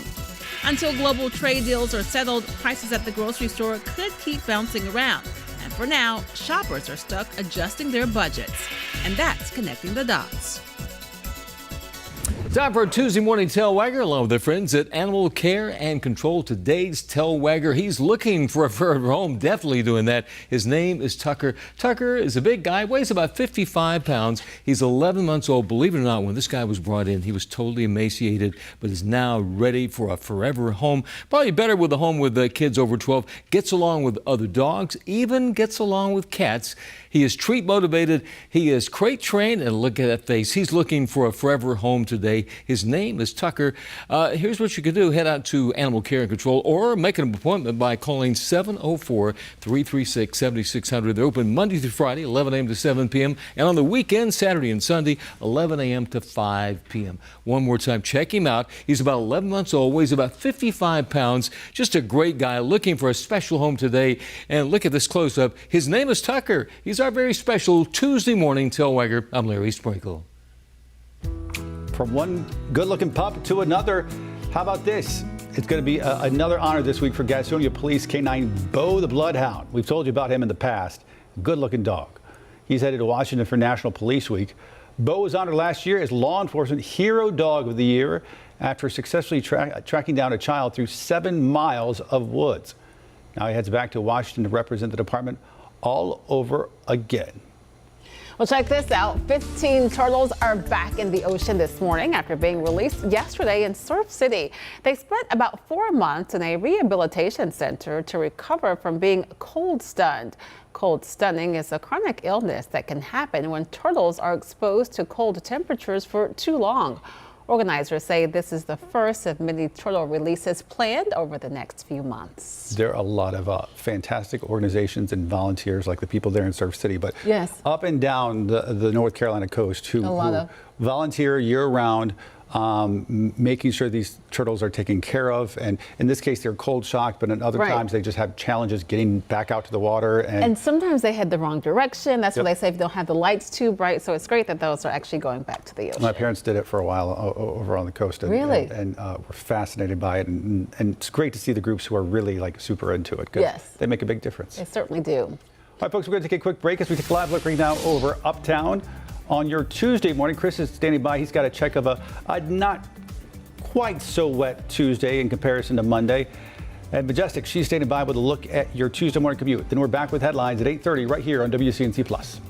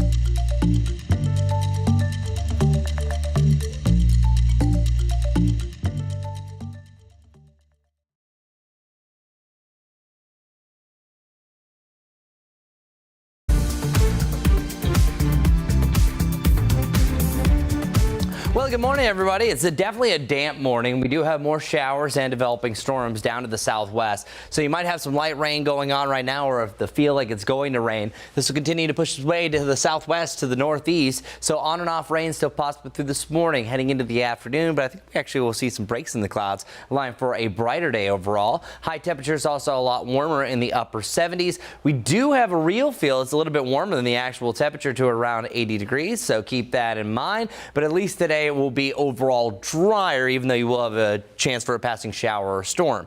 Tomorrow, same thing goes. Chance for some rain in the morning, then again later in the afternoon, and then boom, right back to the 80s, even close to 90 degrees on Friday. By the weekend, starting on Friday, we'll have a chance for an isolated pop-up storm, really indicating more of a summertime pattern. Majestic, what's going on? All right, traffic is picking up on this Tuesday morning. Let's take a look at some of those drive times. If you are waking up, getting ready to head out the door from Gastonia to Charlotte, about 35 minutes to get you there. From Waxhaw to Charlotte, over an hour for your Tuesday morning commute. Lots of ongoing accidents, and I'm also seeing a lot of red on our live traffic maps. You can see it here. I-485, the outer lanes are being impacted. Traffic is just crawling less than 10 miles an hour. We have a backup there from University City Boulevard all the way to Rocky River Road East. In addition to that, this ongoing incident in Cindy Lane, there's a crash at Statesville Road, so make sure you take it easy out there for your Tuesday morning commute. We'll have more on WCNC Plus with all of these accidents ahead.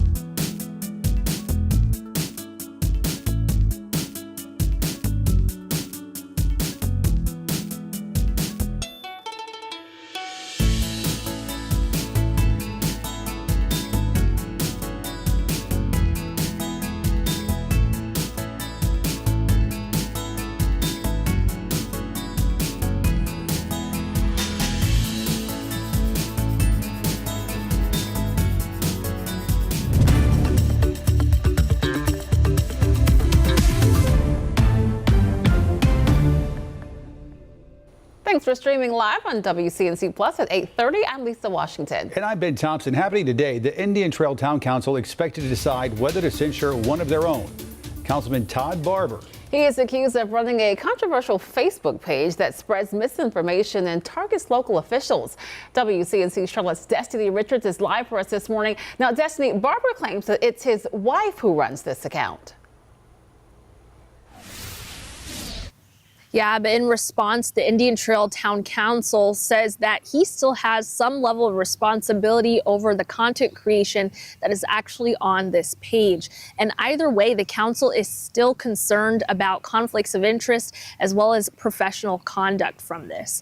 That's why they're having this hearing today to decide whether Councilman Todd Barber should be formally censured.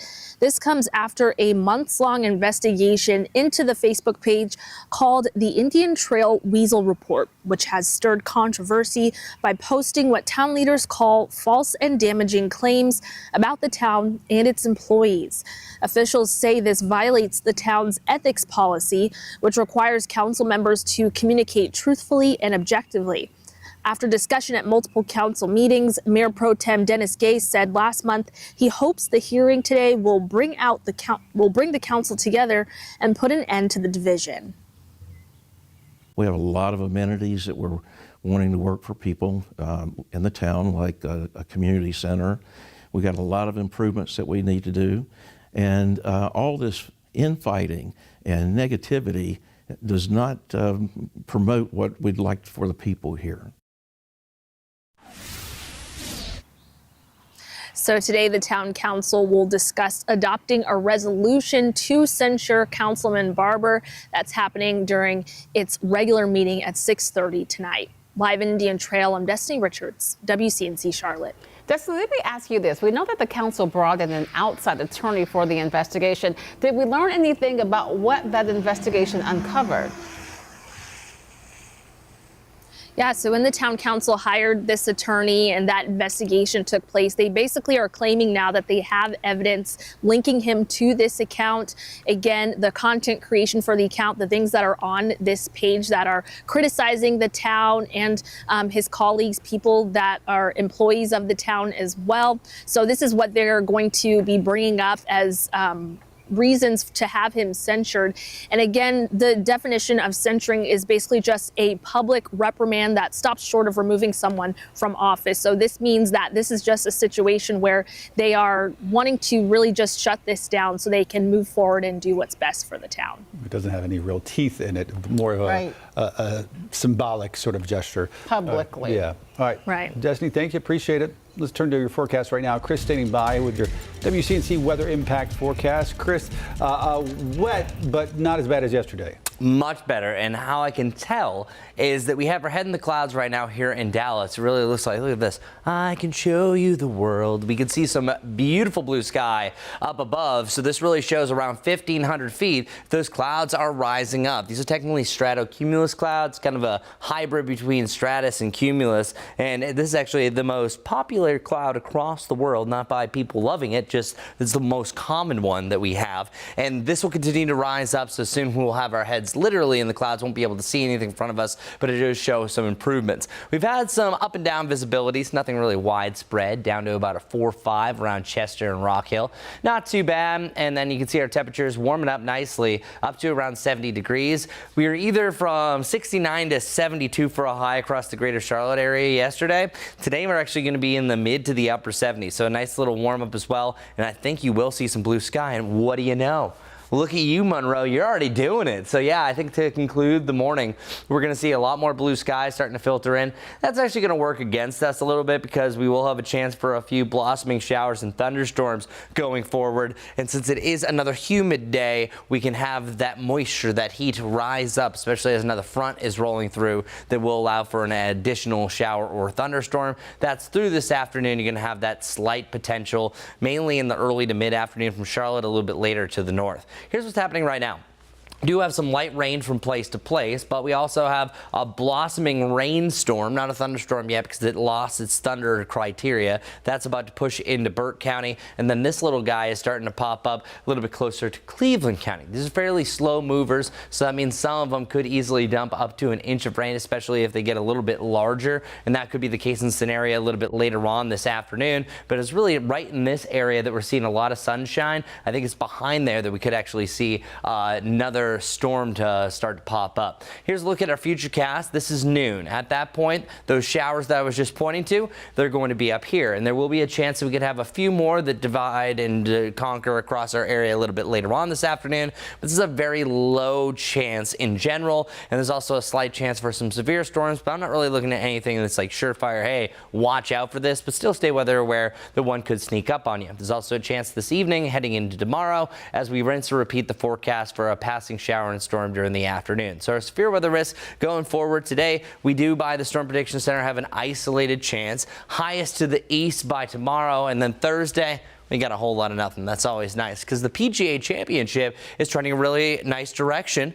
Temperatures will be near 88 degrees, feeling like 90 degrees though on Friday. Thursday's the one day that we do not have a single rain chance. That's fantastic. But once you get to Friday and Saturday, it starts to feel more humid, pretty soupy heading into the weekend. A little bit cooler as a weak front starts to pass. If I were to pick a day that I think has the best chance for a pop-up storm, that's on Saturday. All the other days, very, very low chances. So likely staying dry for the championship because day one for the fans to head there hasn't been good. How much rain could we see by the end of this though? I think it's really spread out and dependent on where a thunderstorm might set up. So some of us could barely see anything less than 1/10 of an inch over the next couple of days. Meanwhile, others could see about 1 inch to 1.5 inches all in all. Coming up, I'll have your Guy Roofing 7-day forecast. Also look at some of our rain stats and how that might affect our drought status, which could be improving vastly this week from this most recent rain. Majestic. All right, let's take a live look outside I-77, showing you some of our South Carolina cameras. Here you can see you're either moving really nicely or you're seeing some big backups there. So pretty typical for what we're expected to see this time of the hour. But we do have multiple accidents on our live traffic maps as well. As you're heading out the door, you'll want to allow for some extra drive time. This is what's going on currently. You can see multiple ongoing incidences, but we also have a lot of red that's popping up. I want to talk about I-485 because there was recently an accident, but that has since been cleared. But we're still seeing a lot of congestion throughout the area. Traffic struggling to move not even 10 miles an hour at this point. And then want to still talk about this ongoing incident. It's at Cindy Lane. There's a crash at Statesville Road where we are seeing some medium to high impacts there. And then as we zoom it out, just kind of putting things into perspective, we still have some accidents to the areas south of Charlotte, including this one, Providence Road. There's a crash at Candlewick Lane, seeing lots of red there, reds and oranges, so kind of that stop and go conditions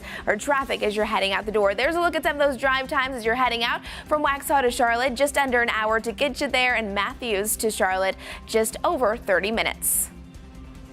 8:38 now, and a crime alert this morning. We are working to learn more about a deadly shooting last night in West Charlotte. It happened on Lucky Penny Street near the Charlotte Express Inn. Police responded just before 6 p.m. and found one person dead. We've reported several other violent incidents in this area. On March 1st, a 28-year-old Summer Massey was shot and killed nearby. Police arrested and charged Stevie Walker in connection to that shooting. And just a few days later, 2 people were seriously hurt in a double shooting. A newly released audio recording raising some serious concerns in Wadesboro. It's in connection to the death of K-9 Officer Blitz, who was killed in the line of duty back in April. Very little had come from this incident until now. WCNC Charlotte's Tricia Woodard has more details, a story you'll only see exclusively right here on WCNC Charlotte. I spoke with former interim chief Jason Eschard, who confirmed it is him speaking on the recording we obtained. He says he was forced to be silent, but he always knew the truth would come out. The death of K-9 Officer Blitz has left a lasting wound here in Wadesboro, and now new audio has many calling for answers and accountability. I can't watch the video anymore. It kills me, literally. I have cried. That voice belonging to now former interim Wadesboro Police Chief Jason Eschard. The Wadesboro Police Department originally stated Blitz was killed during a suspect apprehension, but in the recording, Eschard is acknowledging deeper failures within the department. I spoke to that other officer. I looked him straight in the face and said, I wanted to charge you. You murdered that dog. Kevin Stewart attended a meeting on May 1st after being axed by Blitz handler. That's where he captured the recording. A tragic situation has caused a lot of heartache and it's given law enforcement a black eye. I also obtained video that includes a statement from Officer Kayla Wright, Blitz's handler, about what happened that day. Blitz was caught off the bite with a toy. He accidentally grabbed my hand, not knowing, and he came running back to me after the second charge. He was not aggressive, and he was trained to return to his handler. This command and began running back to me. At this time, many rounds went off in mine and Blitz's direction. This time, Blitz was hit and screaming. As I was yelling for him, Blitz ran off. Wright, who was ultimately fired from the department, says what happened to Blitz was unexcusable, also echoing the many failures leading to his death. Blitz should not be gone today. I called Eschard about the newly released audio. I'm all about that, truth and transparency.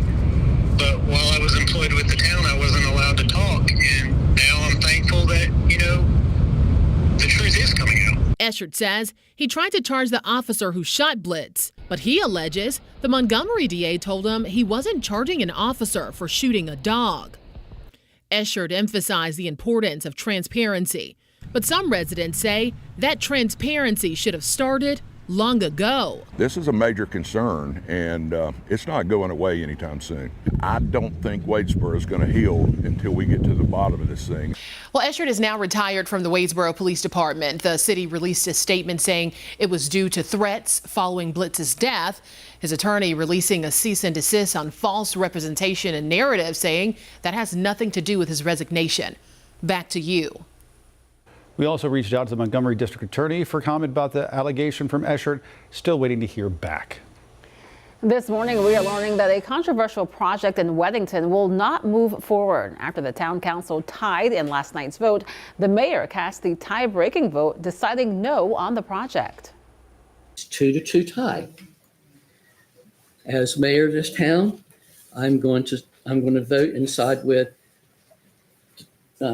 Darcy and Tom at the opposed to deny this project. And so the project is denied. Why? Sorry.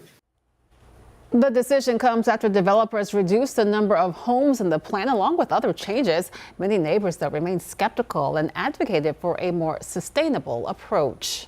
A legendary golfer's legacy continues to inspire and make a difference in the Charlotte community. Charles Sifford is a Charlotte native and the first black player to earn his PGA Tour card. His lasting legacy also building bright futures with the annual Charles Sifford Scholarship Fundraiser Golf Tournament. WCNC Charlotte's Miles Harris has a closer look this morning. This year's event isn't just about golf.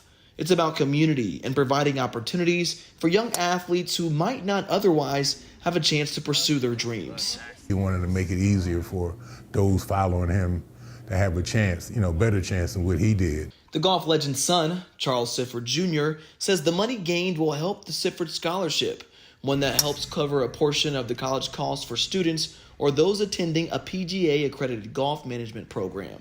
And he just wanted to make the game more popular to the minorities, and help the kids, get education, which, he never had a chance to go to college. Clearing the fairway to ensure the next generation can pursue any dream and pathway to success.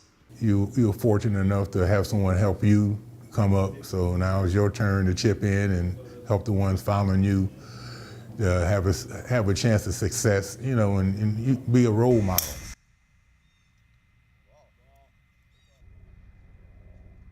That was our Miles Harris reporting again. We know the first tee time should have happened about 15 minutes ago. It was going to be at 8:30 this morning. Cool. Very neat to see it happen. All right, switching gears to your forecast. Chris joins us right now. Chris, how's it going to be out there for the golfers? It should be okay, especially early on, but I think we are going to still see some passing showers here and there, but nothing really major, nothing widespread like yesterday. However, those greens are going to be slow initially.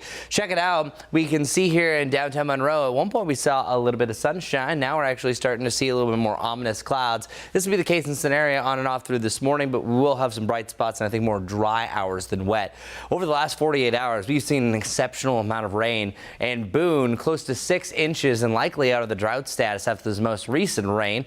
Unscathed, still some minor flooding. Blowing Rock about 4.5 inches, Turville close to 3 inches, and then Chirac over 3 inches of rain, just naming a few locations. And since midnight, even tacking more onto that, had close to a 1/2 inch around Boone, and then meanwhile Charlotte, just a few 1/100ths of an inch. One stat that I've been telling you all morning is that this is already the wettest month of the year.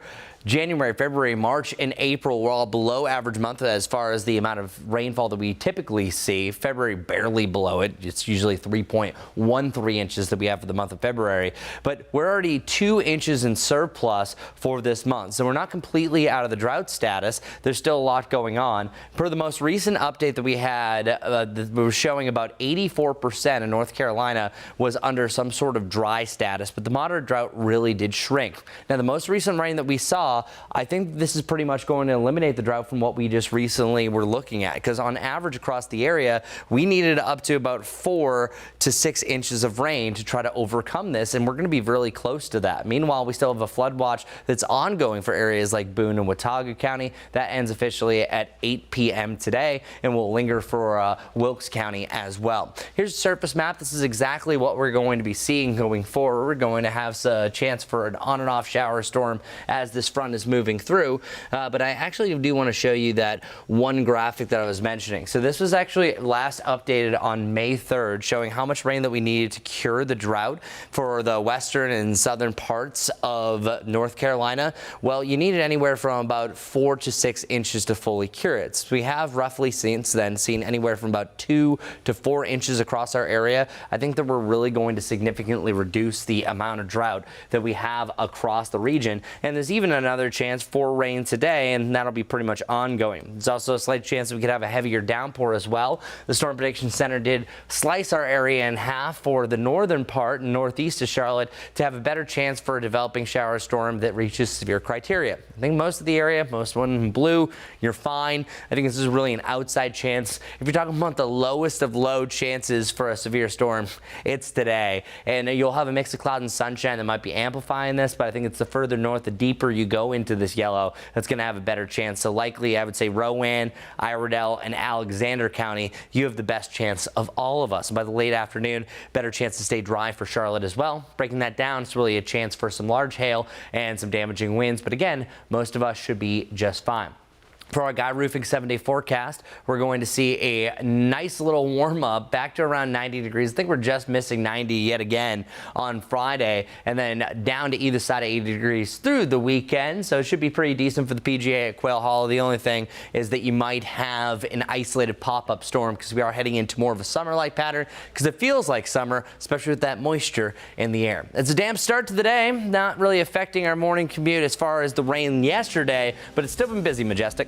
It definitely has. Road conditions, like you said, definitely aren't as bad as yesterday, but still a little wet in some spots and kind of a little drearier as you're heading out the door. I-77, you can see traffic is flowing smoothly there, but we do have multiple ongoing accidents. Want to switch it over and take out some of those icons just to put things into perspective. Seeing some slowdowns right along I-77, I-85 as well, but I-485, I've been watching that very carefully because this latest one just popped up. This accident, we have an accident at Harris-Houston Road, a crash on Highway 49 at University City Boulevard, but just to the south of it, the outer lanes on I-485 really are still moving very slowly. So if you take that direction, take that road on a regular basis, you might want to allow for a few extra minutes to get to where you need to be. I-85 southbound, we also have this stalled vehicle at exit 43, University City Boulevard there as well. And then this one here, Highway 16, Providence Road, there's a crash at Candlewick Lane.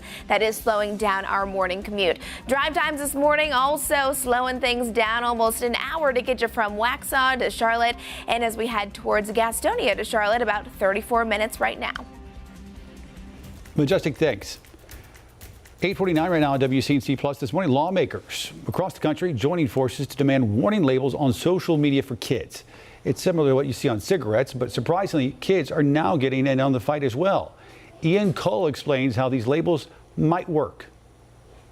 From California to Texas and New York, there's a growing movement among local lawmakers to put warning labels on social media, specifically warning teenagers about the possible mental health side effects of social media platforms. And that for all the promise this technology has, there's also a lot of peril. We know that warning labels won't fix everything, but they tell the truth.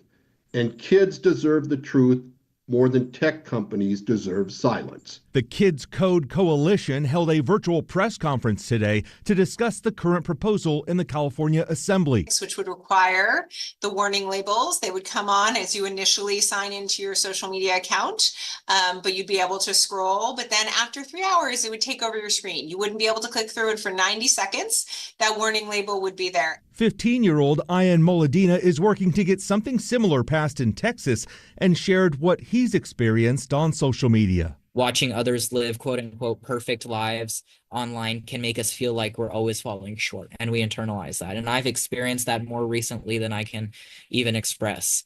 And it builds up slowly until it's heavy enough to break us. And I've been broken before, and I've seen my peers break. The Texas bill has already passed the state house. The California legislation has bipartisan support and is set to be heard by a committee later this month.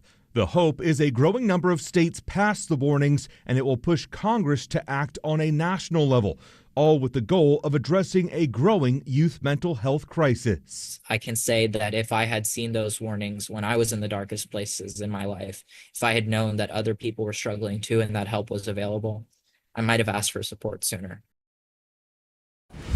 Ian Cole with that report. May is Mental Health Awareness Month, started back in 1949 by Mental Health America.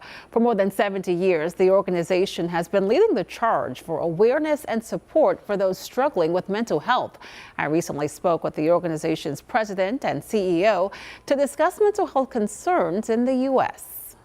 Mental health is an issue that affects everyone. With the demands of home and work or school, coupled with taking care of one's own needs, it can be easy to feel overwhelmed.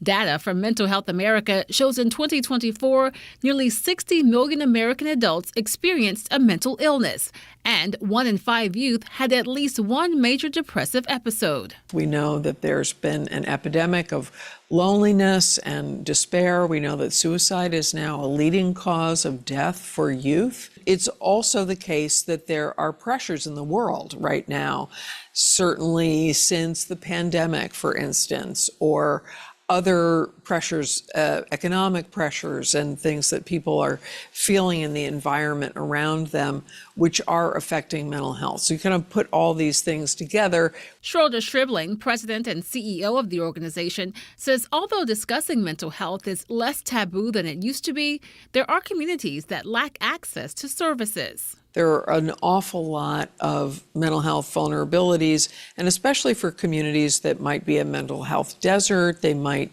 not have as much access or availability, maybe in a rural community or remote in some way. To help connect people with the resources they need, the organization offers an online screening on its website and has local affiliates across the country. Stribling says it's important for anyone struggling to maintain their mental health to know they are not alone.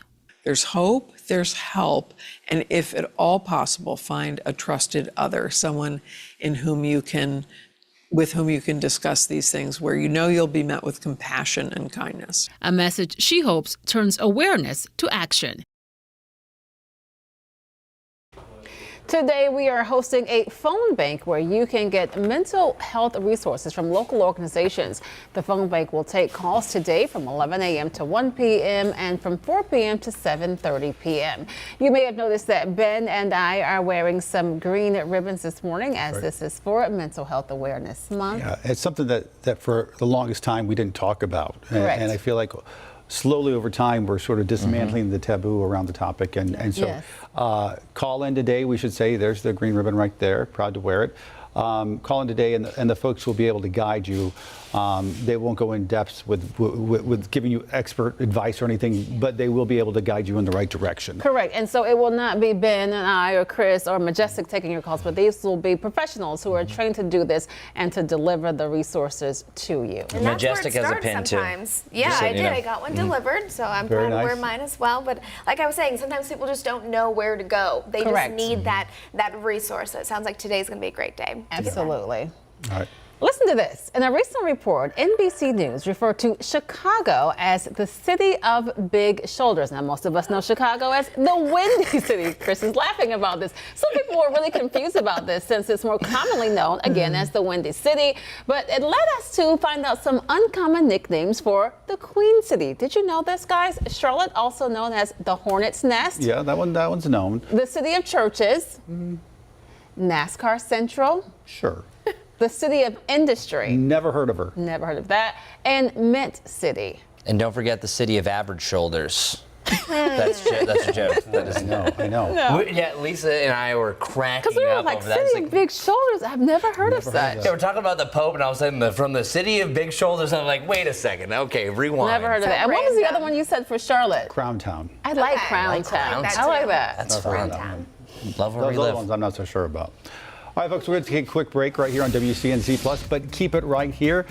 Coming up, we'll have another check of weather and traffic, and then Jay Marnier is going to join us from our Live Impact Stream studio. She's going to be talking live with the new music director of the Carolina Opera. Very cool. That plus breaking events as they happen from across our area and across the country, all happening right here on WCNC Plus.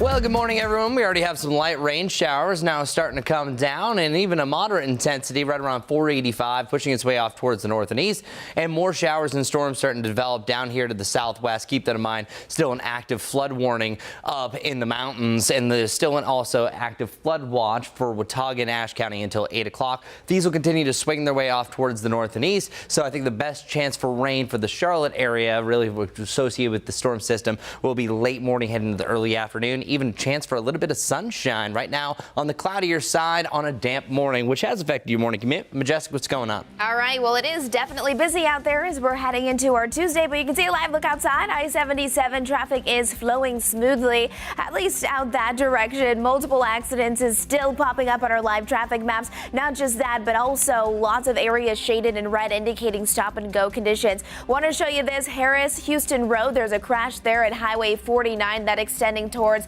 the outer lanes of I-485. You can see how slowed down traffic currently is.